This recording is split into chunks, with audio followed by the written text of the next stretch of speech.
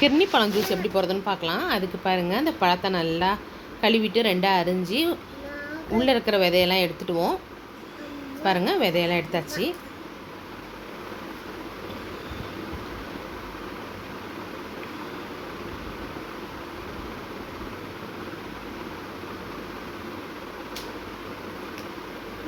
வெயில் நேரத்தில் போட்டு குடித்தோம்னா செம்மையாக இருக்கும், ரொம்ப நல்லது உடம்புக்கும்.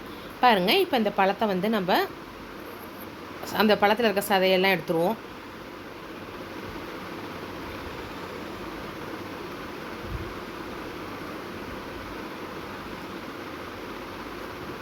இந்த மாதிரியே கரண்டியில் எல்லா சதையும் எடுத்துகிட்டு மிக்ஸி ஜாரில் சேர்த்துக்குவோம்.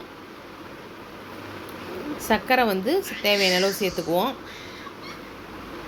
நான் ஒரு 3 பழம் போடுறேன், ஒரு 100 கிராம் சர்க்கரை சேர்த்தேன். பால் பார்த்திங்கனாக்கா ஒரு 400 ml பால் ஊற்றிக்கிட்டேன். பாருங்கள், பழத்தை வந்து நல்லா சர்க்கரை போட்டு அடித்தாச்சு. இப்போ அது வந்து கிணியில் எடுத்துருவோம். இப்போ பாருங்கள், பால் வந்து காய்ச்சி ஊற்றிக்கலாம். காய்ச்சிட்டு ஆற வச்சு ஊற்றணும். இப்போ நல்லா கலக்கிடுவோம்.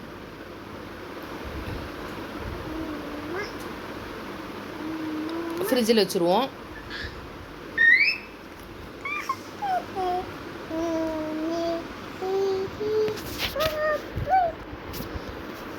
இப்போ பாருங்கள், நம்ம ஜூஸை ஃப்ரிட்ஜிலேருந்து எடுத்துகிட்டு ஐஸ் கட்டி சேர்த்துடலாம். பாருங்கள், ஐஸ் கட்டி ஒன்று போட்டிருக்கிறேன். இப்போ வந்து ஜூஸ் ரெடி ஆகிடுச்சு. கிளாஸில் எடுத்துருவோம். டேஸ்டான கிர்னி பழம் ஜூஸு வெயில் நேரத்தில் குடித்தா நல்லாயிருக்கும். பிடிச்சிருந்தா லைக் பண்ணுங்கள், ஷேர் பண்ணுங்கள், கமெண்ட் பண்ணுங்கள். மறக்காமல் சப்ஸ்கிரைப் பண்ணுங்கள். தேங்க்ஸ் ஃபார் வாட்சிங் this video. Bye bye friends.